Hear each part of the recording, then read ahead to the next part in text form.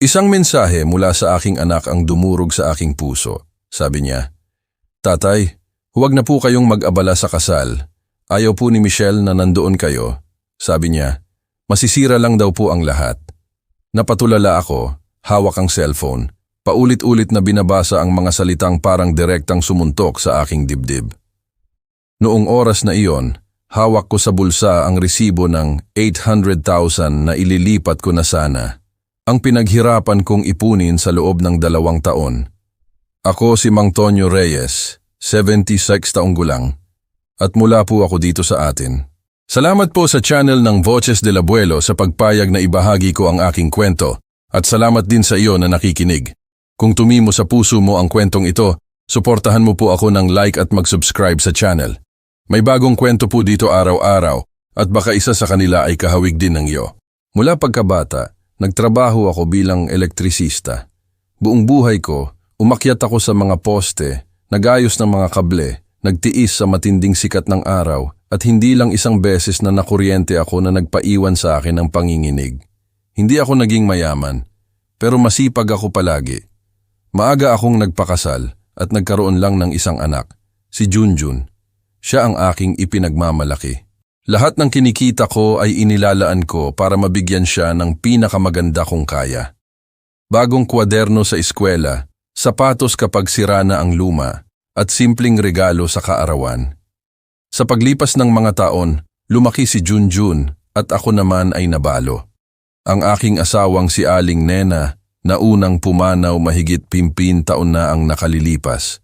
Mula noon, umikot na ang buhay ko sa aking anak. Nang makilala niya si Michelle, sinubukan kong tanggapin siya ng nakangiti. Kahit na mula pa sa simula, ay napansin kong may paghamak ang tingin niya sa akin. Isang mayabang na babae, laging pinag-uusapan ang mga biyahe, luho, at ang buhay na pinapangarap nila. Ako, na may lumang kamisa at mga kamay na puno ng peklat, ay hindi kailanman bumagay sa mundong gusto niya. Pero si Junjun ay in love at ayaw kong maging sagabal. Paulit-ulit kong sinasabi sa sarili ko na sa paglipas ng panahon ay tatanggapin niya ako, na kung magsisikap pa ako ng kaunti ay mapapansin niya rin ako. Kaya, nang sabihin niya sa akin na magpapakasal sila, nakaramdam ako ng matinding saya. Naisip ko, sa wakas, makikita ko ang aking anak na magsimula ng sariling pamilya at makakatulong ako sa anumang paraan. Iyon ang oras na nagpasya akong regaluhan sila ng dream honeymoon nila sa Boracay.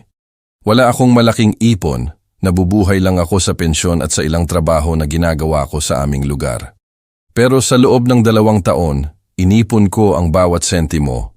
Minsan ay pinipilit kong hindi bumili ng gamot, lahat para lang maipon ang halagang magpapakatupad sa kanilang pangarap.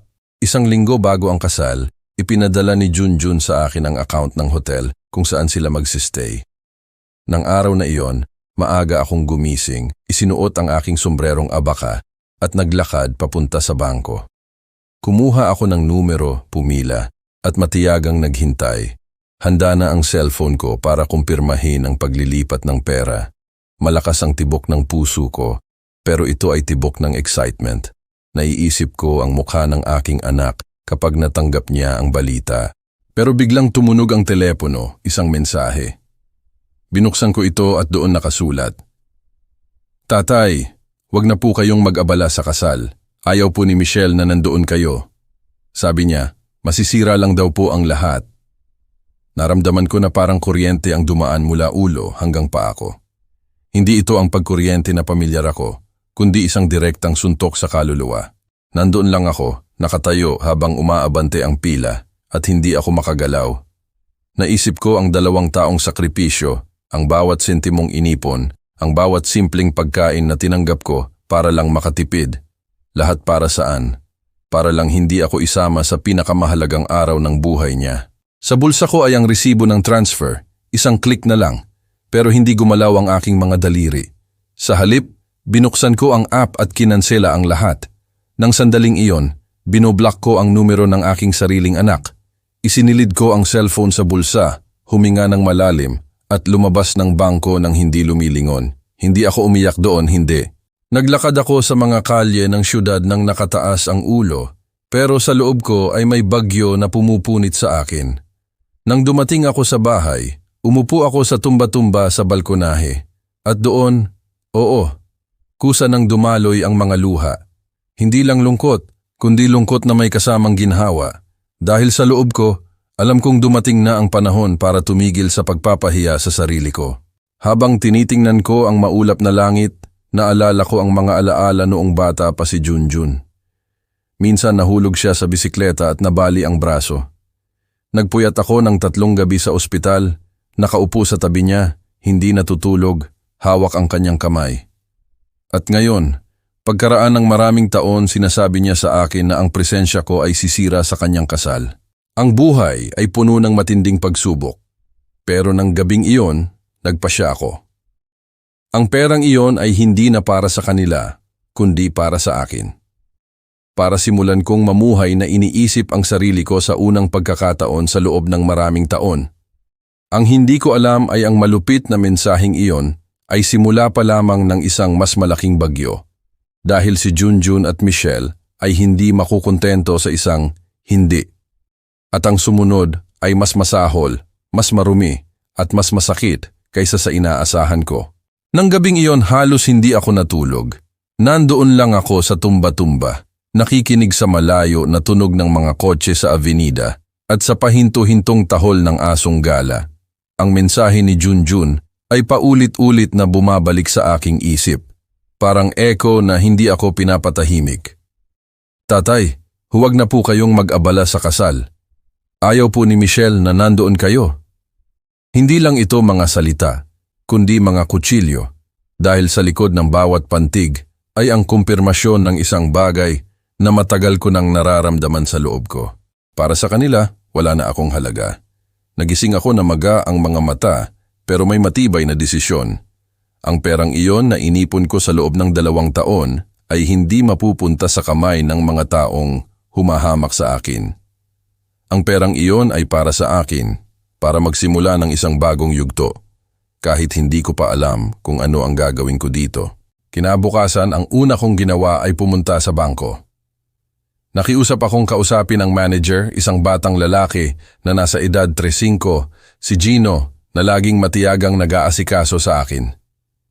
Mahinahon kong sinabi sa kanya, gusto kong i-block ang lahat ng aking account para walang ibang tao, kahit sa pagkakamali, ang makakagalaw ng 1 sentimo nang wala ang aking pahintulot. Inihanda niya ang mga papeles, inalok ako ng kape, at sa ilang minuto lang, ang lahat ay nakasarado na. Lumabas ako ng bangko na mas magaan ang pakiramdam. Parang may binitawan akong bagahe na matagal ko nang pinapasan. Pero alam ko sa loob ko na hindi pa iyon sapat. Hindi titigil si Junjun, si Michelle din. Ang mga taong ganoon, sanay na makuha ang lahat ng gusto nila, ay hindi tumatanggap ng hindi lumalaban. At tama ako. Nang hapon ding iyon, habang inaayos ko ang mga ilaw sa sala, nag-vibrate ang cellphone ko. Hindi kilalang numero. Sinagot ko nang walang pag-aalinlangan. Sa kabilang linya, ang malamig na boses ni Michelle. Mang Tonyo, tinatawagan ko po kayo dahil humingi po si Junjun sa akin. Nag-aalala po siya. Sabi niya, hindi pa raw po niya natatanggap ang transfer para sa honeymoon. Mag-e-expire na po ang package bukas. Ang tono niya ay tuyo, halos nag-uutos. Sa isang iglap, naramdaman kong nanginginig ang aking kamay, pero huminga ako ng malalim at dahan-dahang sumagot, Michelle, makinig ka ng mabuti. Walang transfer na mangyayari at sabihin mo sa aking anak na kung patuloy silang pipilitin, didiretso ako sa abogado. Nagkaroon ng hindi komportabling katahimikan. Ilang segundo siyang nag-isip. Sa huli, gamit ang kanyang mapang-uyam na tono na laging sumasakop sa kanya, sinabi niya, sige po Mang Tonyo, kayo po ang bahala. Huwag lang po kayong magreklamo mamaya na kayo ang may kasalanan sa pagsira sa pinakamahalagang sandali sa buhay ng inyong anak. At ibinaba niya ang telepono. Nandoon lang ako, nakaupo, hawak ang telepono, naririnig pa rin ang tunog ng pagkababa ng tawag. Iyon ang huling beses na nakausap ko siya, pero hindi ang huling beses na sinubukan nila akong pahirapan. Makalipas ang 3 araw, habang nag-aalmusal ako ng pandesal at kape ng barako sa balkonahe, muling tumunog ang cellphone ko. Ngayon naman, si Junjun. Hindi ko sinagot. Agad na may dumating na mensahe. Hindi ko alam kung anong nangyayari sa iyo, tatay. Sabi ng mga tao, nawawala ka na raw sa katinuan. Kung hindi mo aayusin ito, kailangan kong humanap ng ibang paraan. Sa unang pagkakataon sa loob ng ilang linggo, umungol ako ng mapait na tawa, hindi dahil sa tuwa, kundi dahil sa pagtanggap. Dahil sa pagbasa ko nito ay malinaw kong naintindihan. Hindi na ito ang batang binuhat ko sa aking bisig kapag nagkakasakit siya. Isa na siyang malamig, mapanlinlang na tao, handang ipahiya ang sarili niyang ama para lang makakuha ng pera. Doon ako nagpasya na humingi ng tulong legal. Pumunta ako para kausapin si Attorney Damian, isang matandang abogado na inirekomenda ng isang kapitbahay. Ikinuwento ko ang lahat mula sa simula nang walang tinatago. Matiyaga akong pinakinggan ng tao at sinabi niya sa matatag na boses, "Mang Tonyo, tama po ang ginawa ninyo sa pagkansela ng transfer na iyon at ang gagawin po natin ngayon ay ipagtanggol ang inyong ari-arian.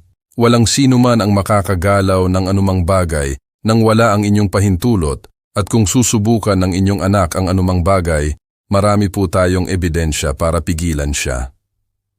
Lumabas ako ng opisina na may unang sulyap ng kapayapaan sa aking dibdib. Sa wakas ay may nagsabi sa akin na hindi ako baliw, na may saysay ang ginagawa ko, pero panandalian lang ang katahimikan. Makalipas ang 4 na araw, umiinom ako ng kape sa balkonahe nang marinig ko ang isang kotse na huminto sa harap ng aking bahay. Si Junjun iyon, dumating siya na may peking ngiti na hindi umaabot sa kanyang mga mata. "Tatay, kailangan nating mag-usap," sabi niya mula sa gate. Nagkrus ako ng mga braso at sumagot ng hindi gumagalaw mula sa balkonahe. "Magsalita ka na lang mula diyan, Junjun. Hindi mo kailangang pumasok." Sinubukan niyang panatilihin ang kanyang kalmado, pero nanginginig ang kanyang boses dahil sa galit. "Anong nangyayari sa iyo, tatay? Nagkakompromiso na ako. Ang ahensya, ang hotel, hindi mo pwedeng i-block ang lahat ng ganun na lang." "Iyan ang problema mo, hindi akin," sagot ko nang walang pag-aalinlangan. Sa kanya ibinaba ang maskara, hinampas ang gate gamit ang kanyang kamay at itinaas ang kanyang boses. "Seryoso ka ba sa gagawin mo ito pagkatapos ng lahat ng ginawa ko para sa iyo?" Tiningnan ko siya sa mata at tuyong sumagot, "Ano ang ginawa mo para sa akin, Junjun? Laging baliktad.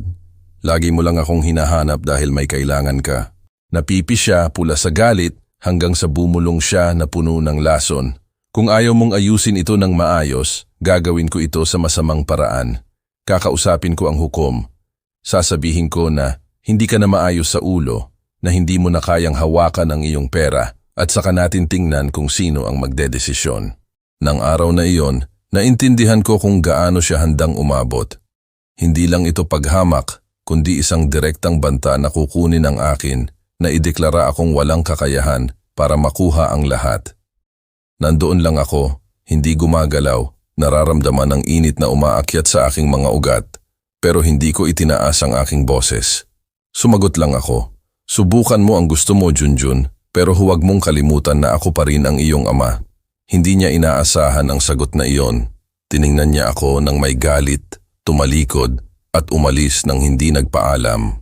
Nang hapon ding iyon, pumunta akong muli para kausapin si Attorney Damian. Ikinuwento ko salita sa salita ang banta ni Junjun. Nakikinig ang abogado na nakakunot ang noo at sinabi sa akin, "Aaksyonan natin ito kaagad. Bukas na bukas, gagawa tayo ng notarial act at gayon din ng medical certificate ng inyong katinuan. Sa pamamagitan niyan, anumang pagtatangka ng interdiction ay babagsak sa loob ng ilang segundo." At ganoon nga ang ginawa namin. Kinabukasan, hawak ko na ang lahat ng papeles na pirmado. Bawat dokumento ay nakaplastik at nakatago sa isang asul na folder. Sa unang pagkakataon sa loob ng mahabang panahon, nakaramdam ako ng pagmamalaki sa sarili ko. Pagmamalaki na hindi ko na hinayaan ang sarili kong mapahiya pa. Pero hindi tumigil si Junjun doon. Makalipas ang 3 araw, nakatanggap ako ng abiso ng korte. Sinimulan niya ang isang proseso ng interdiction na sinasabing hindi ko na raw kayang hawakan ang aking mga ari-arian Ang hindi alam ni Junjun ay naisip ko na ang lahat. Nang matanggap ko ang abiso ng korte, nanginginig ang aking mga kamay. Ibinigay sa akin ng kartero ang isang makapal na sobre na may kumpleto kong pangalan, eksaktong address at opisyal na selyo. Nang buksan ko ito at basahin ang unang mga linya, nakaramdam ako ng bigat sa aking dibdib. Nandoon nakasulat sa malamig at formal na mga letra na ang sarili kong anak ay humiling ng aking legal na interdiction, na sinasabing wala na raw akong kakayahang pangkaisipan para hawakan ang aking mga ari-arian. Nandoon lang ako, nakaupo sa balkonahe, nakatingin sa nakabukas na papel sa aking mga hita.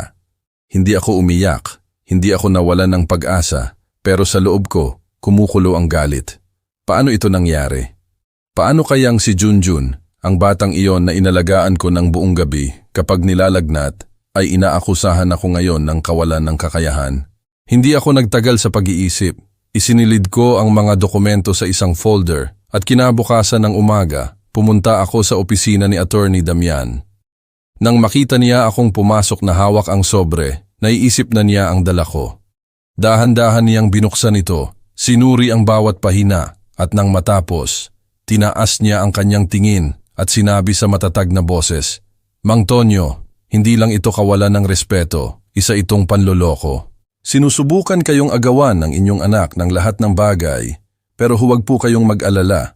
Mayroon na po kayong notarial act at medical certificate. Sa pamamagitan nito, hindi po magtatagumpay ang pagtatangkang ito." Nagpakalma ang kanyang mga salita, pero hindi lubos, dahil ibang bagay ang magkaroon ng mga dokumentong nasa ayos at ibang bagay ang harapin ang pampublikong kahihiyan na tatanungin ka ng isang hukom kung talagang nasa tamang pag-iisip ka. Nang gabing iyon halos hindi ako natulog. Naalala ko ang maraming bagay. Tulad ng minsang nawala ng trabaho si Junjun at sinustentuhan ko siya sa loob ng 6 na buwan, binabayaran ng renta, kuryente at maging ang supermarket. O nang bumili siya ng kanyang unang kotse at tinulungan ko siya sa down payment. Hindi ko kailanman sinumbatan siya at ngayon ay binabayaran niya ako ng mga abogado, ng mga peking papeles at ng intensyon na ideklara akong walang kakayahan. Naka-schedule ang pagdinig makalipas ang 1 linggo. Sinabi sa akin ni Attorney Damian na huwag akong mag-alala, na inihanda na niya ang depensa kasama ang lahat ng kinakailangang dokumento, pero hindi ko maiwasan ang pagkabalisa. Tuwing umaga, paggising ko, paulit-ulit kong sinisuri ang aking asul na folder na may mga nakaplastik na papeles, ang medical certificate, ang notarial act, ang mga resibo ng aking mga gastos. Gusto kong maging perpekto ang lahat, parang nagbibigay sa akin ng lakas iyon. Nang araw ng pagdinig, bumangon ako bago sumikat ang araw. Isinuot ko ang aking pinakamagandang kamisa, isang madilim na asul na may mga butones na itinago ko lang para sa mahahalagang okasyon. Pinlansya ko rin ang aking pantalon na khaki at pinakintab ang aking sapatos hanggang sa kumislap. Hindi ito pagmamayabang, ito ay dignidad. Gusto kong makita ako ng hukom bilang kung ano ako. Isang taong may malay, masipag, at kayang mag-isa. Naghihintay si Attorney Damian sa pasukan ng korte. Kinamayan niya ako at sinabi, "Relax lang po, Mang Tonyo. Kailangan niyo lang pong sumagot ng mahinahon. Ang mga dokumento po ang magsasalita para sa inyo." Magkasama kaming pumasok sa silid. Malakas ang aircon at ang ingay ng mga bentilador ay nagpatindig sa aking balahibo. Sa harap namin, nakaupo sa mesa, ay ang hukom na may itim na toga, at sa kabilang panig ay sina Junjun at Michelle. Ang makita sila roon ay isang matinding sampal. Iniiwas ni Junjun ang tingin ko, pero si Michelle ay nakatingin sa akin ng may pagmamalaki na pamilyar ako. Parang nanalo na siya sa laban. Binuksan ng hukom ang pagdinig sa isang solemne na boses. Narito tayo upang suriin ang hiling ng interdiction na isinumiti ni Junjun Reyes laban sa kanyang ama, si Mang Tonyo Reyes. Ang marinig ang pangalan ko sa ganoong paraan, na parang ako ay isang akusado, ay nagpatindig sa aking balahibo. Pero nanatili akong matatag. Ang abogado ni Junjun ang unang nagsalita.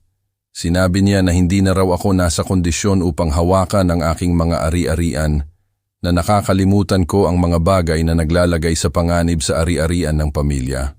Nagpakita pa nga siya ng mga saksi na nagsasabing nakita nila akong nalilito sa kalye, mga taong hindi ko naman kilala. Mga kasinungalingan na inimbento para sirain ang aking pangalan. Nang dumating ang turn namin, tumayo si Attorney Damia ng mahinahon, binuksan ang asul na folder at nagsimulang ipakita ang mga dokumento isa-isa.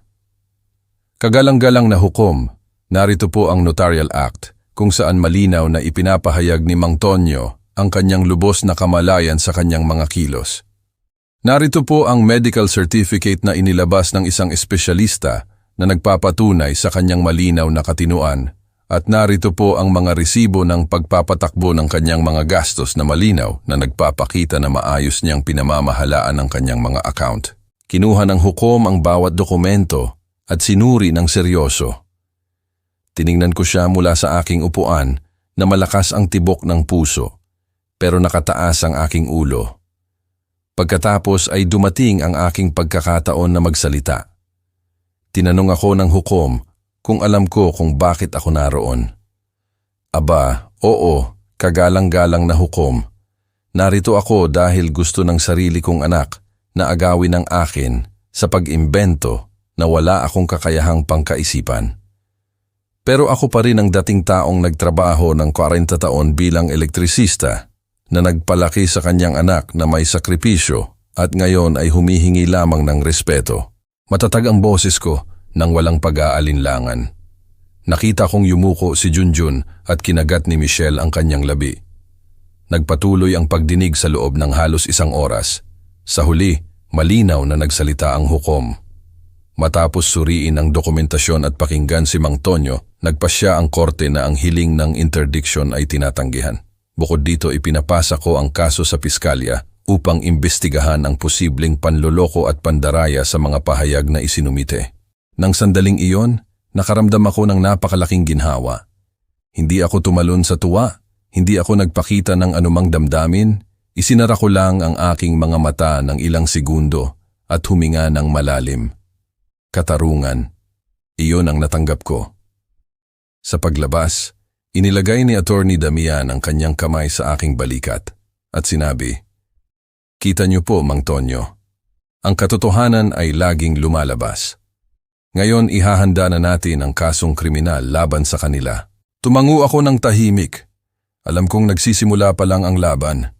Hindi titigil si Junjun at Michelle dahil sa isang desisyon ng korte. Ang mga taong ganoon ay laging nakakahanap ng ibang paraan para umatake. Nang hapong iyon, pagbalik ko sa bahay, umupo ako sa balkonahe na may kape ng barako. Tiningnan ko ang kulay kahel na langit sa paglubog ng araw at naisip ang lahat ng naranasan ko sa mga linggong iyon. Mula sa pagiging ama, na handang isakripisyo ang kanyang ipon para sa pag-ibig, naging target siya ng isang malupit na pagtataksil. At ang pinakamasama ay hindi ito galing sa isang estranghero, kundi sa sarili kong anak. Habang sumisipsip ako sa kape, nangako ako sa sarili ko. Hinding-hindi ko nahahayaang tapakan ako. Ang yugto ng pagtitiis ng tahimik ay tapos na. Mula ngayon, ang bawat pagtatangka ni Junjun at Michelle ay sasagutin ng katotohanan, ng mga dokumento, ng dignidad.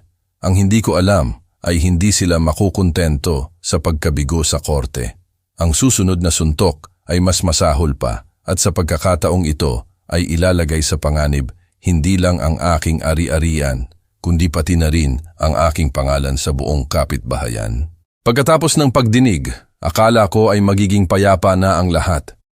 Tinanggihan ng hukom ang kahilingan para sa interdiction at inutos pa ang investigasyon para sa posibleng panloloko.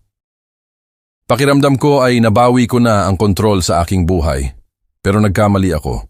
Hindi tumigil si Junjun at Michelle, sa halip ay mas lalo pa nilang pinaigting ang kanilang pag-atake. At sa pagkakataong ito ay hindi sa korte, kundi sa aming lugar, sa pang-araw-araw na buhay, kung saan mas masakit. Ang unang senyales ay dumating isang umaga. Nasa balkonahe ako, umiinom ng kape ng barako at kumakain ng pandesal mula sa panaderya sa kanto nang makatanggap ako ng tawag mula sa kapitbahay ko. Si Mang Arnaldo, isang matandang lalaki na kilala ko na sa loob ng maraming taon, isang construction worker. laging diretso magsalita. Mang Tonyo, ayos ka lang ba? Tanong niya sa seryosong boses. Oo, bakit mo nasabi? Kasi po may mga masasamang bagay na pinagsasabi tungkol sa inyo, sina Junjun at ang asawa niya. Sabi nila hindi na raw kayo maayos sa ulo, na kung ano-ano ang pinaggagastusan nyo, na kahit na ipinamimigay nyo na raw ang mga ari-arian nyo. Napipi ako ng ilang segundo. Naramdaman kong kumukulo ang dugo ko. Hindi na lang ito sa korte, ngayon gusto na nilang sirain ang pangalan ko sa harap ng aking mga kapitbahay. Salamat sa pagpapaalam, Mang Arnaldo. Mahinahon kong sagot. Huwag po kayong mag-alala, alam ko po ang gagawin ko. Ibaba ko ang telepono at nag-isip. Alam nila na sa aming lugar, kilala ako bilang masipag, seryoso, at hindi kailanman nagkakautang. Kung masisira nila ang imaheng iyon, magiging malungkot at iyan ang pinakamasakit sa lahat, ang pagtataksil na nakabalat kayo bilang pampublikong kahihiyan. Hindi ako nag-atubili. Kinabukasan, pumunta ako sa notaryo at gumawa ng formal na pahayag na may aking kinikilalang pirma, na nagpapaliwanag na nasa ganap akong katinuan at anumang tsismis laban sa akin ay mali. Pero hindi ako tumigil doon. Gumawa din ako ng isang mas personal na desisyon. Nang hapong iyon, umupo ako sa balkonahe, sa harap ng kamera ng aking cellphone at nag-record ng video. Hindi ito produced. Nakasuot lang ako ng checkered na kamisa. Nakaupo sa aking tumba-tumba, direktang nagsasalita sa kamera. Ako si Mang Tonyo Reyes, 76 taong gulang. Narito ako sa aking bahay dito sa ating lugar. Nasa ganap na kamalayan at inaalagaan ang aking buhay, tulad ng dati. Gusto kong malaman ng aking mga kapitbahay at kaibigan na ako pa rin ang dati. Ipinadala ko ito sa lahat ng aking contact sa WhatsApp, sa aking pinakamalapit na kapitbahay, sa mga dating katrabaho. Hindi ito para bigyang katwiran ang sarili ko. Ito ay para ipaalam na hindi ako mananahimik. Ang sumunod na mga araw ay kakaiba. Sa isang banda, naramdaman ko ang bigat ng tsismis sa hangin. Ang ale sa tindahan ng tinapay ay kakaiba ang tingin sa akin, parang nag-aatubili kung babatiin ako. Ang ilang bata na dating humihingi ng tulong sa akin sa kanilang homework ay ngayon ay dumadaan na lang. Pero nakatanggap din ako ng mga mensahe ng suporta, mga dating kasamahan na nagsasabi sa akin, Mang Tonyo, malinaw sa video mo, ikaw pa rin ang dating ikaw. Nagbigay ito ng lakas sa akin at sa parehong oras ay nilinaw nito na hindi titigil si Junjun at Michelle. Ang mga taong ganoon, kapag natalo sa isang lugar, naghahanap ng iba para patuloy na umatake. At ganoon nga, pagkalipas ng isang linggo, habang sinusuri ko ang ilang account sa mesa ng kusina, narinig ko ang 3 malakas na katok sa gate. Nang buksan ko, may 2 lalaking nakasuot ng traje at may mga clipboard sa kamay. Magandang hapon, kayo po ba si Mang Tonyo Reyes? Tanong ng isa sa walang emosyong boses. Oo, ako nga po. Anong maipaglilingkod ko sa inyo? Galing po kami sa Departamento ng Kredito ng Bangko Pambansa. May rehistradong pautang sa pangalan nyo at kailangan naming kumpirmahin ang ilang datos. Naramdaman kong kumirot ang aking tiyan. Paumanhin po mga Ginoo, wala po akong inaplayan na pautang. Pinuksan nila ang folder at ipinakita sa akin ang mga dokumento. Nandoon ang pangalan ko, ang address ko, maging ang identification number ko at isang pekeng pirma malabong gawa na parang isang panunuya. At sa ibaba, bilang reference contact, si Junjun Reyes. Huminga ako ng malalim, sinisikap panatilihin ang kalmado. Mga Ginoo, hindi po sa akin ang pirma na iyan. Hindi po ako kailanman humingi ng anumang kredito. Kung gusto ninyong kumpirmahin, narito po ang aking mga dokumento. Dinala ko sila sa kusina at ipinakita ko ang aking ID, ang aking mga papeles na maayos. Nagkatinginan ang mga lalaki na hindi komportable, gumawa ng ilang mabilis na tawag, at sa huli ay sinabi sa akin ng isa sa kanila, Mang Tonyo, paumanhin po sa abala. Mukhang ito ay kaso ng panloloko. Iimbestigahan po namin ito. Nang umalis sila, hindi ako nagtagal ng 5 minuto. Kinuha ko ang aking sombrerong abaka at dumiretso sa presinto. Isang veteranong pulis na nagngangalang Leandro ang nag-asikaso sa akin. Ikinuwento ko ang lahat ng mahinahon, ang pamemeke, ang banta ng interdiction, ang mga tsismis sa aming lugar. Pinakinggan niya ako ng hindi piniputol At sa huli ay sinabi, Mang Tonyo, ang nararanasan niyo po ay mas karaniwan kaysa sa iniisip niyo.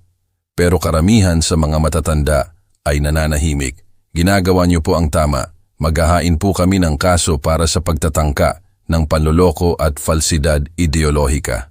Pinirmahan ko ang reklamo at umalis na hawak ang resibo. Nakaramdam ako ng pagmamalaki na hindi ako nanahimik, na ipinagtatanggol ko ang aking pangalan tulad ng nararapat. Paglabas, dumiretso ako sa opisina ni Attorney Damian. Nang ikwento ko sa kanya ang tungkol sa pekeng pautang, kumunot ang kanyang noo at sinabi, Hindi na lang ito isyu ng pamilya, isa na itong seryosong krimen. Ililipat na natin ito sa piskalya. At ganoon nga ang ginawa namin. Nang linggo ring iyon, napuno ang aking asul na folder ng mas maraming dokumento, kopya ng reklamo, mga resibo ng aking mga account, mga ulat medikal. Ang bawat pahina ay parang isang kalasag laban sa mga pag-atake ni na Junjun at Michelle. Ang mga gabi ay mahirap. Nahirapan akong matulog dahil tuwing ipinipikit ko ang aking mga mata, ay naririnig ko ang boses ng aking anak na nagsasabi sa akin na baliw ako, nakukunin niya ang lahat sa akin. Pero mayroon ding bagong apoy sa loob ko. Hindi na ako ang dating taong nagpapasadyos na tahimik na naghihintay. Ngayon ay lumalaban ako na hawak ang katotohanan. Isang Sabado ng umaga, habang nagwawalis ako sa bakuran, nakatanggap ako ng isa pang hindi inaasahang bisita. Kumatok sila sa gate ng 3 mahihinang katok, iba sa mga nauna. Binuksan ko at nakita ko ang isang mukha na hindi ko na nakita sa loob ng mahigit 10 taon.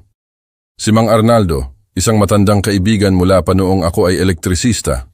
Mang Tonyo, dumating ako dahil may nalaman ako at hindi ako makatatahimik. Pinapasok ko siya at inalok ng kape sa kusina.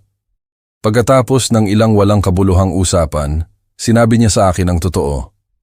Nagtatrabaho ako sa isang opisina at nakita ko ang ilang dokumento na nakapagpabahala sa akin.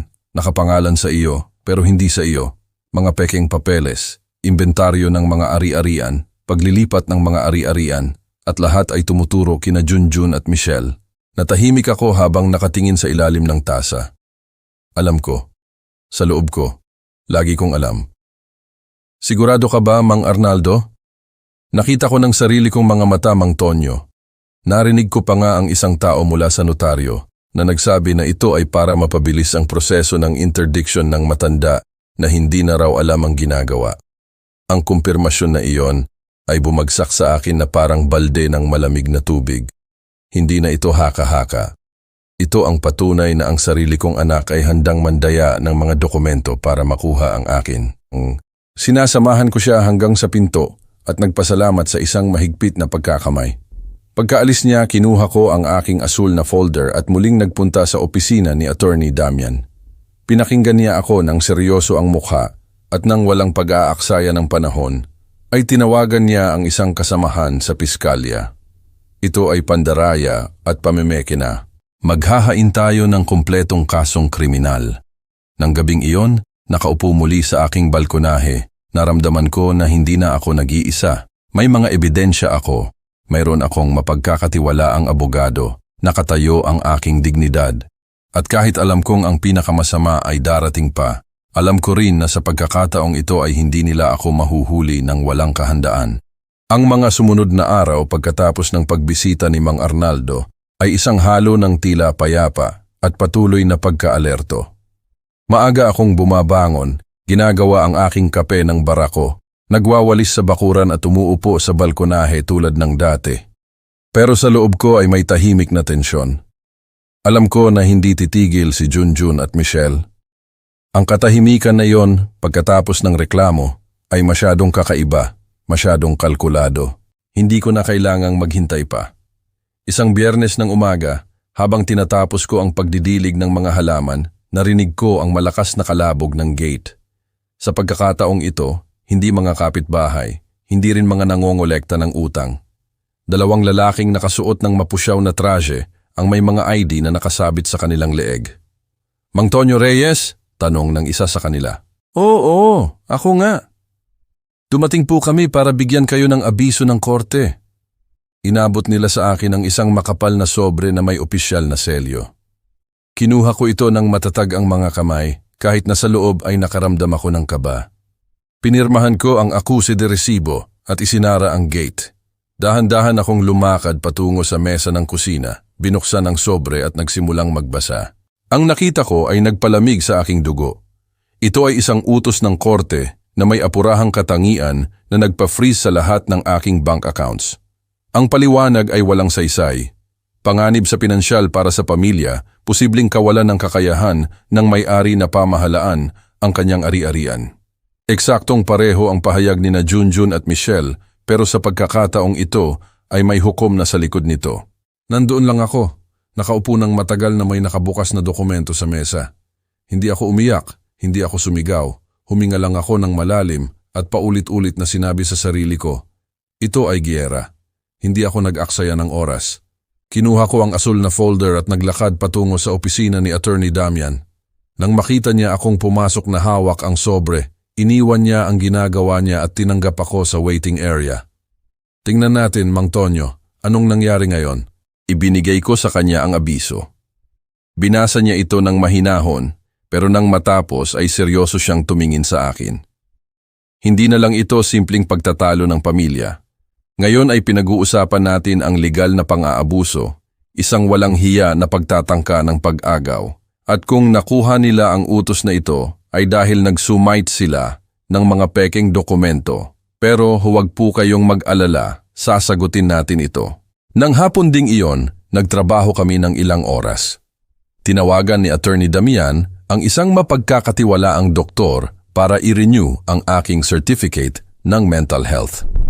Naghanda rin siya ng isang sulat ng pagtutol na kalakip ang bawat nakaplastik na dokumento na maingat kong itinago. Notarial Act.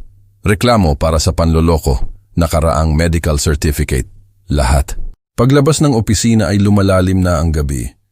Naglakad ako sa mga kalye ng syudad ng dahan-dahan, nakikita ang mga ilaw ng mga tindahan sa kalye at naririnig ang malayo na tugtog ng mariachi na tumutugtog sa plaza. At kahit na sa loob ay masakit, nakaramdam din ako ng katatagan. Hindi ko hahayaang agawin nila ang akin. Kinabukasan, humarap ako sa korte kasama si Attorney Damian. Dala namin ang lahat ng organisadong dokumentasyon. Ang hukom na pumirma sa utos ng pag-freeze ay iba sa unang pagdinig. Isang mas bata, mas matigas, na may matalim na tingin. Kagalang-galang na hukom, simula ni Attorney Damian. Dumating po kami upang mag-sumite ng malinaw na ebidensya na ang precautionary measure na ito ay walang batayan. Si Mang Tonyo Reyes po ay may ganap na kakayahang pangkaisipan tulad ng ipinapakita ng mga medical at notarial certificate na ito. Bukod dito, may kasong nakabinbin para sa pamemeke ng mga dokumento kung saan direktang kasangkot ang mga naghain ng kaso, sina Junjun Reyes at Michelle Lopez. Kinuha ng hukom ang mga dokumento at sinuri isa-isa.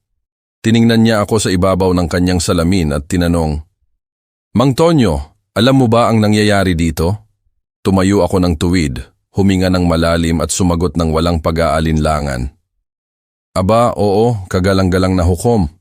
Gusto ng aking anak at ng kanyang asawa na agawin ang akin, pero ako pa rin ang dating taong nagtrabaho ng 40 taon bilang elektrisista, na nagpalaki ng mga poste sa ilalim ng araw at hindi kailanman nagpabayad ng bill. At narito ang mga patunay na hindi ako baliw o walang kakayahan.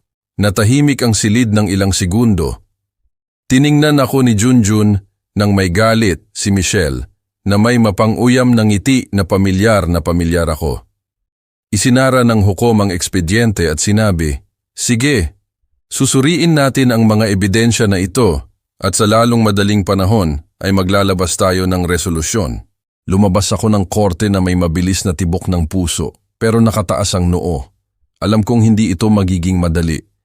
Sina Junjun at Michelle ay may kakayahang pinansyal, sinungaling sila ng walang hiya at wala silang pakialam na sirain ang pangalan ko.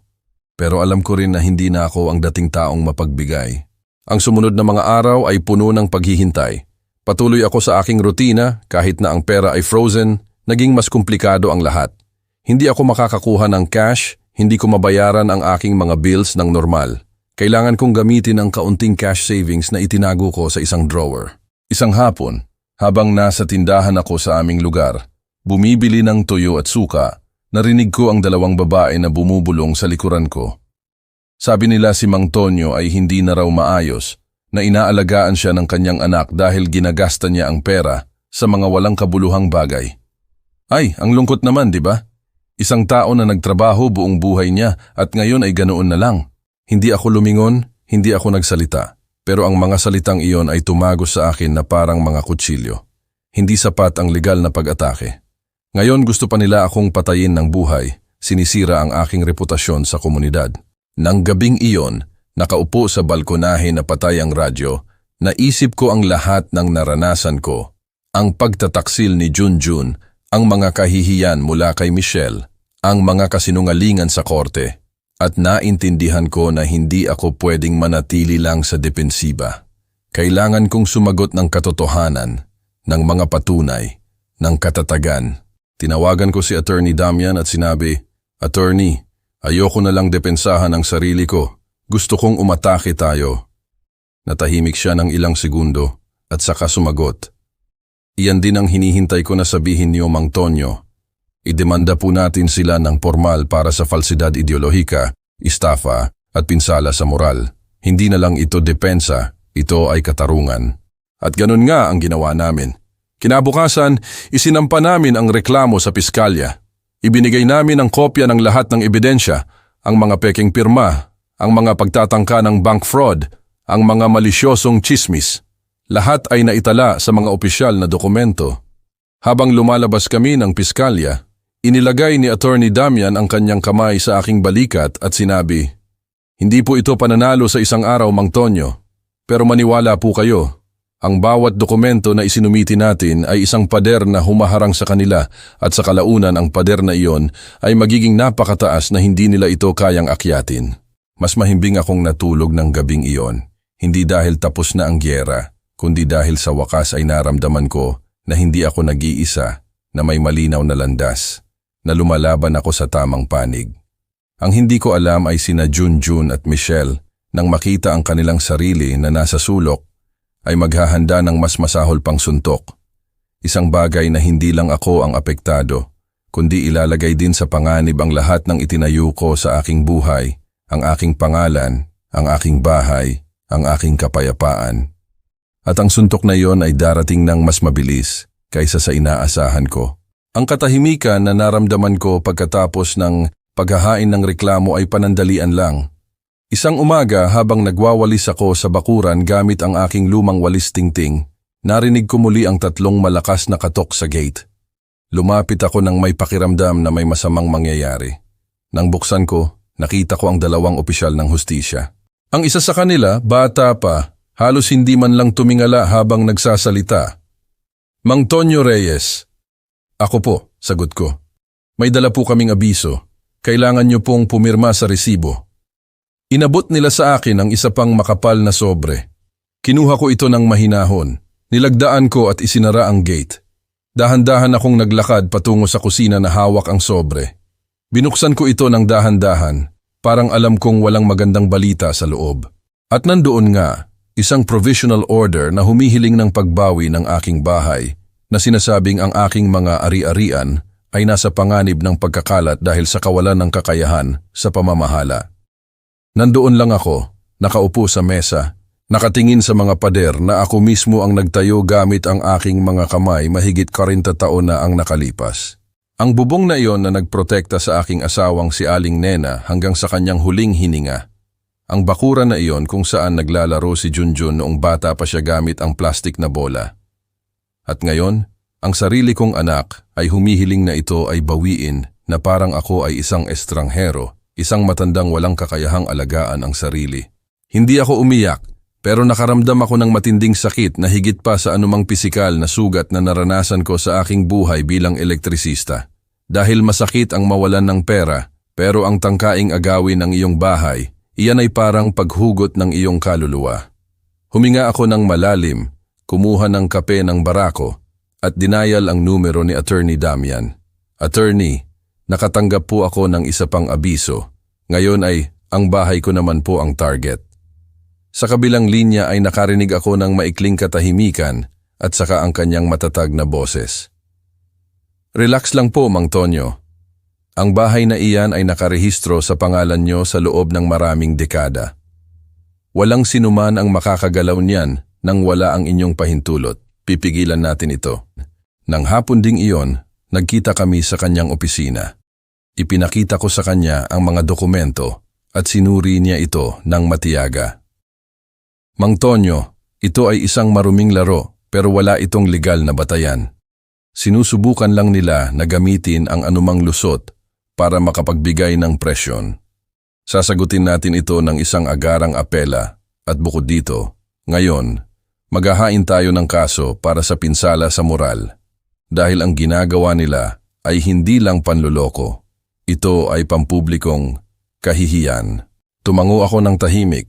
Wala na akong luha. Tanging isang matibay na desisyon na hindi susuko. Ang mga sumunod na araw ay puno ng tensyon. Ang ilang kapitbahay na maling nabigyan ng impormasyon ng mga tsismis na ikinalat ni Michelle ay nagsimulang tingnan ako ng may pagdududa. Isang ginang ang nagkomento ng malakas ng dumaan ako sa tindahan. Nakakalungkot, ang daming tao nagtrabaho at ngayon ay hindi na raw alam ang ginagawa. Hindi ako huminto para sumagot, pero ang mga salitang iyon ay mas masakit kaysa sa iilang bagay sa buhay. Dahil hindi lang ang aking anak ang tumalikod sa akin, ngayon ay ang aming lugar, ang mga taong nakakita sa akin na lumaki, nagtrabaho, tumanda. Isang gabi, habang nakaupo ako sa tumba-tumba na patay ang radyo, naalala ko si Aling Nena. Madalas niyang sabihin sa akin, Mang Tonyo, ang respeto ay hindi ipinapakiusap, kinikita ito araw-araw. At kapag may sumusubok na kunin ito sa iyo, kailangan mong ipagtanggol ito ng buong lakas. Ang pariralang iyon ay tumimo sa aking isip at nagpasya ako na iyon ang gagawin ko. Kinabukasan, sinamahan ako ni Attorney Damian sa korte para maghain ng formal na pagtutol sa pagbawi. Dala namin ang lahat, ang orihinal na titulo ng bahay, ang mga bayad ng amilyar na napapanahon, ang patunay na naninirahan ako doon sa loob ng 40 taon. Tinanggap ng hukom ang folder, sinuri ito at nagtakda ng pagdinig sa loob ng 1 linggo. Ang linggong iyon ang pinakamahaba sa aking buhay. Hindi ako tinawagan ni Junjun, hindi rin si Michelle. Ang katahimikan ay lubos, pero isang mabigat na katahimikan, tulad ng bagyo na nag-iipon sa abot tanaw. Patuloy ako sa aking rutina. Maagang bumangon, didiligan ang mga halaman, maghanda ng pritong isda at kanin. Pero tuwing nakikita ko ang mga pader ng aking bahay, nakakaramdam ako ng halo ng pagmamalaki at takot. Pagmamalaki dahil alam ko kung gaano ko ito pinaghirapan itayo. Takot dahil gusto ng sarili kong mga anak na agawin ito sa akin. Nang araw ng pagdinig, maaga kaming dumating sa korte. Nakasuot ako ng aking pinlansyang asul na kamisa, ang parehong ginamit ko sa unang pagdinig. Kasama ko si Attorney Damian na may dalang maleta na puno ng mga dokumento. Nang pumasok kami sa silid, nandoon na naman sina Junjun at Michelle. Siya na may kanyang mapagmataas ng ngiti, siya na iniiwas ang tingin ko. Binuksan ng hukom ang sesyon sa tuyong boses. Narito tayo upang suriin ang hiling ng preventive attachment ng ari-arian na matatagpuan sa binanggit ang aking kumpletong address. Nakaramdam ako ng ginaw. Ang abogado ni Junjun ang nagsalita sa dramatiko na tono. Sinabi niya na hindi na raw ako nasa kondisyon upang pamahalaan ang aking mga ari-arian, na ang aking ari-arian ay nasa panganib at na gusto lang daw ng pamilya na protektahan ito. Nagpakita siya ng mga kopya ng mga peking dokumento, mga kontrata na hindi ko kailanman pinirmahan, maging mga testimonya ng mga di umano'y kakilala na nagsasabing nakita nila akong naligaw sa kalye. Nang dumating ang turn namin, tumayo si Attorney Damian ng mahinahon, binuksan ang folder at ipinakita ang bawat totoong dokumento, ang orihinal na titulo, ang mga bayad ng amilyar, ang mga notarial act, lahat ay nasa ayos, malinis. Kagalang-galang na hukom, sabi niya sa matatag na boses. Ang pagtatangkang ito ng pagbawi ay walang batayan. Narito ang mga patunay na si Mang Tonyo Reyes ay lehitimong may-ari, may malay at may kakayahan sa kanyang ari-arian. Bukod dito, mayroon ng formal na reklamo laban kina Junjun Reyes at Michelle Lopez para sa pamemeke ng mga dokumento.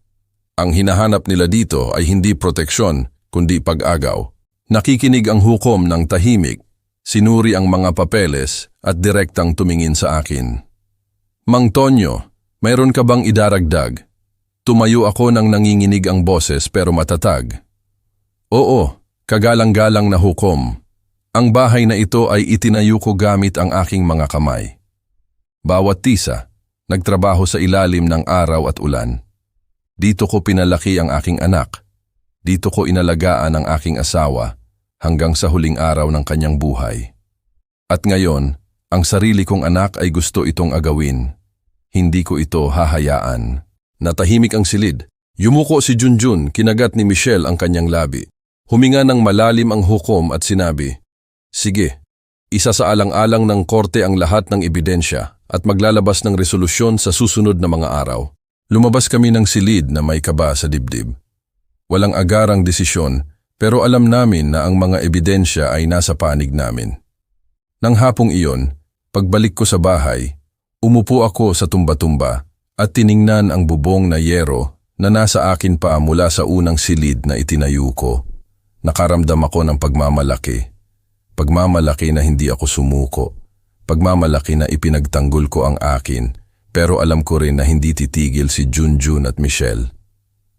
Ang bawat pagkatalo ay magpapabigat sa kanila, mas marumi, at ang sumunod ay nagkumpirma nito. Dahil kung dati ay sinubukan nila akong siraan sa aming lugar at agawin ang aking bahay, ngayon ay hahanapin nila na sirain ang tanging bagay na sumusuporta pa sa akin. Ang aking dignidad bilang isang tao at bilang isang ama, at ang pag-ataking iyon ay ang pinakamasahol sa lahat. Ang mga sumunod na araw pagkatapos ng pagdinig para sa pagbawi ay kakaiba. Hindi pa naglalabas ng resolusyon ang hukom, pero alam ko na ang mga ebidensya ay nasa panig namin. Gayunpaman, hindi na natiling tahimik sina Junjun at Michelle. Tila bawat pagkatalo ay nagpapalakas sa kanila. Mas handang lunurin ako sa anumang paraan. At sa pagkakataong ito, hindi sila dumating na may mga papeles o abogado. Dumating sila na may mas masahol pa, ang lason ng tsismis, ng paninirang puri. Isang umaga habang papunta ako sa tindahan sa kanto para bumili ng pandesal, narinig ko ang dalawang kapitbahay na nag-uusap ng pabulong, pero sapat para marinig ko ang bawat salita. Sabi nila si Mang Tonyo ay hindi na raw maayos, na pumipirma ng papeles nang hindi niya nalalaman. Oo, na pati raw ipinamimigay niya na ang kanyang mga gamit. Nag-aalala raw si Junjun. Sabi nila, nabaliw na raw ang kawawang matanda. Nakaramdam ako ng pananakit sa aking tiyan. Hindi man lang nila napansin na nasa likod nila ako na may hawak na supot ng tinapay. Wala akong sinabi. Naglakad ako pabalik sa bahay ng dahan-dahan na parang may dala akong malaking bato sa aking mga balikat.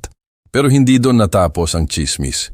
Nang hapong ding iyon, tinawagan ako ni Aling Rita, isang kapitbahay na matagal ko nang kakilala, isang simpleng babae na minsan ay tumutulong sa akin sa paglilinis.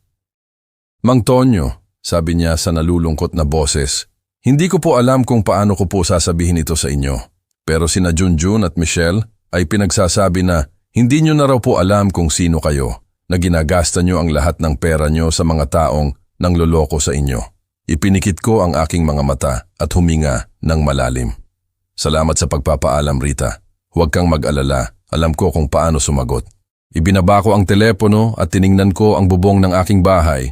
Naalala ang mga salita ng aking yumaong si Aling Nena. Ang respeto ay hindi ipinapakiusap, Mang Tonyo. Ang respeto ay ipinagtatanggol. Nang gabing iyon, nagpasya ako.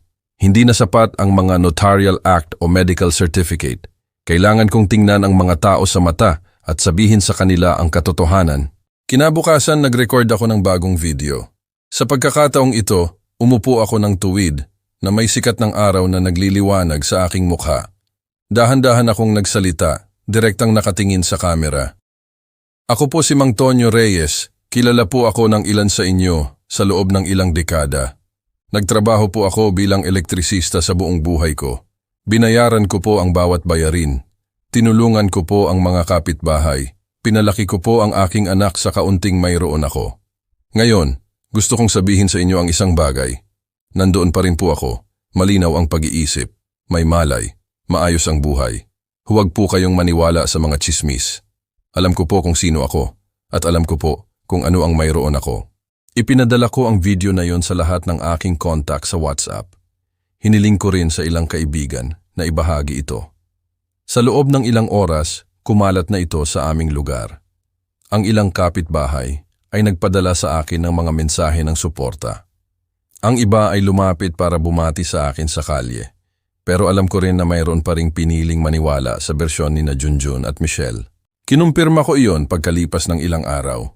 Pumunta ako sa simbahan isang linggo ng umaga, tulad ng dati kong ginagawa, at pagpasok ko, naramdaman ko ang mga tingin na nakatitig sa aking likuran. Ang ilan ay binati ako ng mainit, pero ang iba ay halos hindi man lang yumuko ng may pagdududa.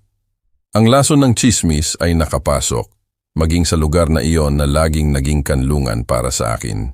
Pagbalik sa bahay, umupo ako sa balkonahe na may mabigat na puso. Naisip ko si Aling Nena kung paano siya laging nakakahanap ng paraan para bigyan ako ng lakas ng loob. At saka ako naalala ang isa pa niyang parirala. Mang Tonyo, ang katotohanan ay matagal dumating, pero darating ito. At kapag dumating ito ay mas nagniningning kaysa sa anumang kasinungalingan. Nagpasya ako na hindi ako susuko. Nang Lunes ding iyon, pumunta ako kay Attorney Damian at ikinuwento ang nangyayari sa aming lugar. Pinakinggan niya ako nang nakakunot ang noo. Mang Tonyo, ang hinahanap nila ngayon ay sirain kayo sa emosyonal. Gusto nilang maramdaman nyo na nag-iisa kayo, nalalayo, pero huwag po kayong mag-alala. Inihahanda na namin ang reklamo para sa pinsala sa moral. At sa mga tsismis na ito, mas lalo itong lumalakas. Tumango ako, pero sa loob ko, alam kong ang sugat ay naroon na dahil ibang bagay ang lumaban sa korte at ibang bagay ang maramdaman na nagdududa sa iyo, ang iyong mga kapitbahay. Ang nakapagpuno sa baso ay dumating din ng linggo ding iyon. Isang hapon, kumatok sa gate. Nang buksan ko, nakita ko ang dalawang lalaki na hindi ko kilala, kasama ang isang babae na nagsabing social worker siya. Magandang hapon, Mang Tonyo Reyes. Nakatanggap po kami ng mga reklamo na kayo po ay nakatira sa hindi angkop na kalagayan at na baka po kayo ay biktima ng pinansyal na pang-aabuso. Kailangan po naming pumasok para kumpirmahin. Naramdaman kong umapoy ang aking mukha sa galit. Sino po ang nagsabi niyan sa inyo? Tanong ko sa matatag na boses.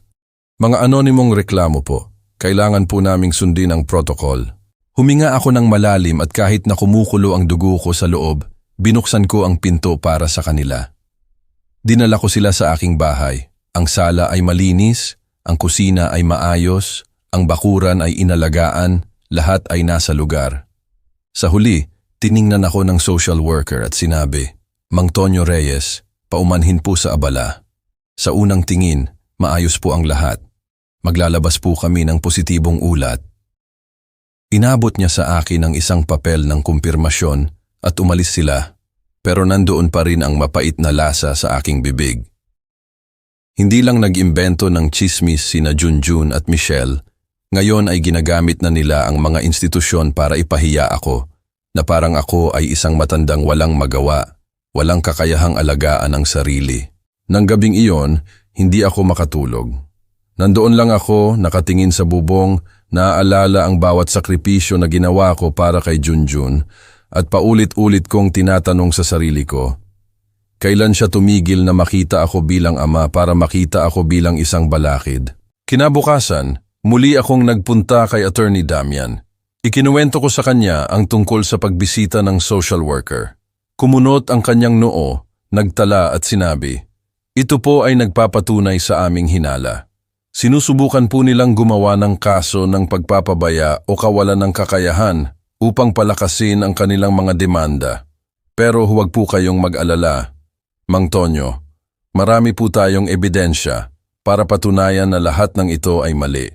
Tumango ako ng tahimik. Hindi na lang ito legal na labanan. Ito ay isang labanan para sa aking dignidad, para sa aking pangalan, para sa aking lugar sa komunidad. Ang mga sumunod na araw ay pinalakas ko ang aking ugnayan sa ilang mapagkakatiwalaang kapitbahay. Mas madalas na akong binibisita ni Aling Rita, nagdadala sa akin ng mga tamales o simpleng sinasamahan ako sa hapon. Nag-alok si Mang Arnaldo, ang mason, na magpatotoo para sa akin kung kinakailangan.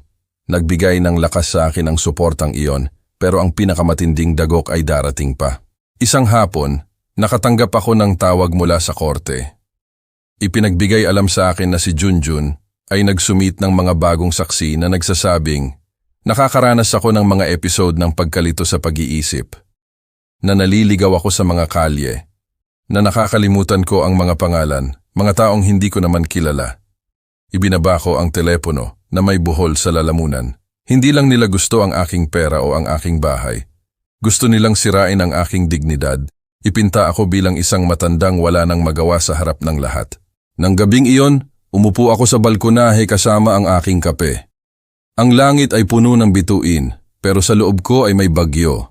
At nangako ako sa sarili ko, kahit na kailangan kong dumalo sa bawat pagdinig, kahit na kailangan kong tingnan ang mga tao sa mata para ulitin kung sino ako, hindi ko hahayaang agawin nila ang tanging naiwan sa akin, ang aking karangalan, at sa pagpapasyang iyon ay naghanda ako para sa darating. Dahil alam ko na ang susunod na pagdinig ay hindi lang tungkol sa mga ari-arian o pag-aari. Ito ay tungkol sa aking pangalan, sa aking identidad, sa aking karapatang respetuhin bilang isang tao. Ang umaga ng pagdinig ay madilim na may mabababang ulap na tila nagbabadya ng bagyo. Hindi ako gaanong nakatulog, binabalik-balik sa isip ko ang bawat dokumento, bawat salitang kailangan kong sabihin. Sa mesa ng kusina ay ang aking hindi mapaghihiwalay na asul na folder na nakaplastik at maayos na may lahat ng papeles na nagbibigay sa akin ng lakas, mga medical certificate, notarial act, mga reklamo. Ang folder na iyon ay higit pa sa isang koleksyon ng mga dokumento. Ito ay ang aking kalasag. Isinuot ko ang aking pinakamagandang madilim na asul na kamisa, ang parehong ginamit ko sa mga naunang pagdinig, pinlansyang pantalon na khaki at kininis na sapatos. Gusto kong dumating sa korte hindi bilang isang matandang talunan, kundi bilang isang taong may dignidad, may malay kung sino siya. Sinundo ako ni Attorney Damian sa pasukan ng aking bahay. Hawak niya ang kanyang itim na maleta at may matatag na tingin. Mahihirapan tayo ngayon, Mang Tonyo, sabi niya. May dala silang mga peking saksi na handang magpahayag na nalilito ka, na hindi mo na kaya ang iyong buhay. Pero huwag po kayong mag-alala, mayroon po tayong matibay na ebidensya at ang pinakamahalaga, ang inyong salita. Tumango ako ng tahimik. Alam kong ito ang magiging pinakamahirap na laban dahil hindi ito tungkol sa mga ari-arian o pera. Ito ay tungkol sa aking karangalan, sa aking kakayahan, sa aking pangalan. Pagdating namin sa korte, nakita ko sina Junjun at Michelle na naghihintay sa silid. Siya, tulad ng dati, na may mapang-uyam ng ngiti, siya na nakataas ang ulo, pero iniiwasan akong tingnan sa mata. Sa likod nila ay tatlong hindi kilalang tao, ang mga di umano'y saksi. Binuksan ng hukom, isang matandang lalaki na may seryosong tingin, ang pagdinig sa matatag na boses. Narito tayo upang pakinggan ang mga pahayag na isinumite ng mga naghaharap ng kaso tungkol sa posibleng kawalan ng kakayahan ni Mang Tonyo Reyes. Tumayo ang abogado ni Junjun at nagsimula sa kanyang palabas. Tinawag niya ang unang saksi, isang babae na nagsabing nakita niya akong naligaw sa kalye at hindi ko alam kung nasaan ako. Nakita ko po siya malapit sa palengke na paikot-ikot. Nang tanungin ko po kung ayos lang siya, sumagot po siya na hindi niya po matandaan ang kanyang address. Tiningnan ko siya ng matalim. Hindi ko pa siya nakita sa buong buhay ko. Ang ikalawang saksi ay isang lalaki na nagsabing sinubukan kong bayaran ang parehong account ng 2 beses sa tindahan. Isa pang kasinungalingan. At ang ikatlo, isang di umano'y kapitbahay, ay nagpahayag na nakita niya akong nakikipag-usap mag-isa sa balkonahe na parang nalilito. Ang bawat salita ay parang patalim, hindi dahil totoo ang mga ito, kundi dahil may intensyon silang sirain ang aking imahe, gawin akong isang walang silbing matanda sa harap ng hukom. Nang matapos sila, direktang tumingin sa akin ang hukom. Mang Tonyo, ano ang masasabi mo sa harap ng mga pahayag na ito? Tumayo ako ng dahan-dahan na hawak ang asul na folder. Huminga ako ng malalim at nagsalita ng dahan-dahan, nang hindi sumisigaw, pero nang matatag. Kagalang-galang na hukom, Hindi ko po kailanman nakita ang mga taong ito. Ang sinasabi po nila ay mali. Narito po ang mga medical certificate na nagpapatunay sa aking lubos na katinuan. Narito po ang Notarial Act, kung saan ko po inilalahad ang aking kakayahan, at narito po ang aking mga resibo ng gastos. Lahat ay maayos nang walang anumang pagkakamali. Binuksan ko ang folder at ipinakita ang bawat dokumento. Tumayo din si Attorney Damian at ibinigay ang mga ito sa hukom isa-isa. Bukod dito, patuloy ko, mayroon po akong tunay na mga saksi. Mga taong kilala ako sa loob ng ilang dekada. Ang aking kapitbahay na si Aling Rita, na tumutulong sa akin sa paglilinis, ay makakapagsabi na maayos kong pinapanatili ang aking bahay. Si Mang Arnaldo, ang aking kapitbahay na mason, ay makakapagpatotoo na pinamamahalaan ko ang aking mga account at na hindi niya ako kailanman nakita na nalilito. Nakikinig ang hukom ng tahimik. Tiningnan ako ni Junjun nang may pinipigilang galit. Si Michelle, sa unang pagkakataon, ay tila hindi komportable. Tinawag ng hukom sina Aling Rita at Mang Arnaldo na naroroon bilang mga saksi para sa aking depensa. Pareho silang nagsalita ng simple, pero nang may katotohanan. Bumibisita po ako sa bahay ni Mang Tonyo kada linggo, sabi ni Aling Rita. Malinis po ang lahat, maayos.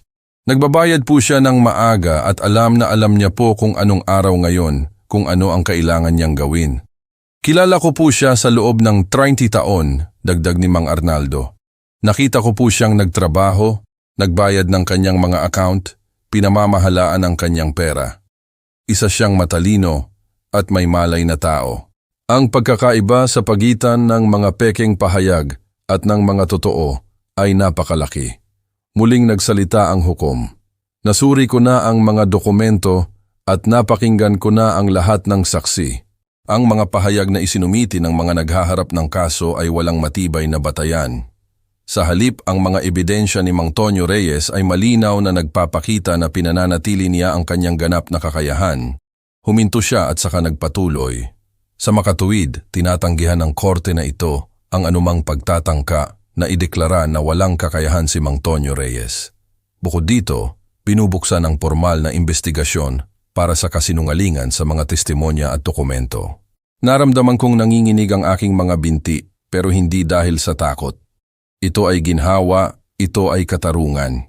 Ipinikit ko ang aking mga mata ng ilang segundo at huminga ng malalim. Yumuko si Junjun. Kinagat ni Michelle ang kanyang mga labi hanggang sa halos masira ang mga ito. Alam nilang natalo sila sa ngayon. Paglabas ng korte, mahigpit akong kinamayan ni Attorney Damian. Nagtagumpay kayo, Mang Tonyo. Hindi lang nyo ipinagtanggol ang inyong ari-arian, ipinagtanggol nyo ang inyong pangalan at mas mahalaga iyan kaysa sa anumang pera. Magkasama kaming naglakad sa pasilyo ng korte. Tahimik lang ako na mahigpit na hawak ang asol na folder sa aking dibdib. Hindi ito isang pagtatagumpay ng pista o palakpakan. Ito ay isang tahimik, pribado, ngunit malalim na pagtatagumpay. Nang hapong iyon, pagbalik ko sa bahay, umupo ako sa balkonahe na may mainit na kape. Ang langit ay nagsisimula ng luminaw at ang unang sinag ng araw ay sumisikat sa mga ulap. Tumingin ako sa paligid. Nakatayo pa rin ang aking bahay. Maayos ang aking mga papeles, buo ang aking dignidad. Pero sa loob ko, alam kong mayroon pa ring isang hakbang dahil kahit nanalo ako sa korte, hindi titigil sina Junjun at Michelle. At ang nakataya ay hindi na lang ang aking bahay o ang aking mga account. Ito ay ang aking kinabukasan, ang aking kapayapaan, ang aking buhay mismo. Nang gabing iyon, habang unti-unting nananahimik ang aming lugar, naisip ko ang lahat ng nangyari. Naalala ko si Aling Nena, ang lahat ng pinagsamahan namin. Naalala ko si Junjun noong bata pa siya, kung paano ko siya binuhat sa aking balikat. At kahit na naroon pa rin ang sakit ng kanyang pagtataksil, hindi na ito sakit na bumabagsak sa akin. Ito ay sakit na nagpapaalala sa akin na ginawa ko ang tama, na ako ay naging isang mabuting ama, kahit na hindi niya ito kinikilala. Tinuruan ako ng buhay ng isang bagay. Ang mga material na ari-arian ay maaaring mawala. Ang mga account ay maaaring mawalan ng laman. Maging ang reputasyon ay maaaring masira ng mga tsismis. Pero ang dignidad, walang sino man ang makakakuha niyan mula sa iyo kung hindi mo ito ibibigay. Tumingin ako sa paligid. Nakatayo pa rin ang aking bahay. Maayos ang aking mga papeles. Ang aking pangalan ay nilinis ng katarungan. Sina Junjun at Michelle ay maaaring patuloy na magalit, maaaring patuloy na magplano. Pero hindi na ako natatakot dahil sa huli ay naintindihan ko na ang pinakamalaking tagumpay ay hindi ang manalo sa isang kaso o protektahan ang aking mga ari-arian. Ang pinakamalaking tagumpay ay ang makaupo sa aking balkonahe, tumingin sa langit at sabihin sa sarili ko, Mang Tonyo Reyes, nanatili kang nakatayo. Hindi ka nila binigo, hindi ka nila sinira, at para sa isang taong tulad ko, mas mahalaga iyan kaysa sa anumang mana. Kung nakarating ka hanggang dito, salamat sa pakikinig sa aking kwento at gusto ko ring pasalamatan ang channel ng Voces del Abuelo sa pagbibigay sa akin ng puwang na ito para ibahagi ang aking katotohanan. Kung tumimo sa puso mo ang kwentong ito, suportahan mo po ako ng like at mag-subscribe sa channel. May bagong kwento po dito araw-araw at sino ang nakakaalam, baka isa sa kanila ay kahawig din ng iyo.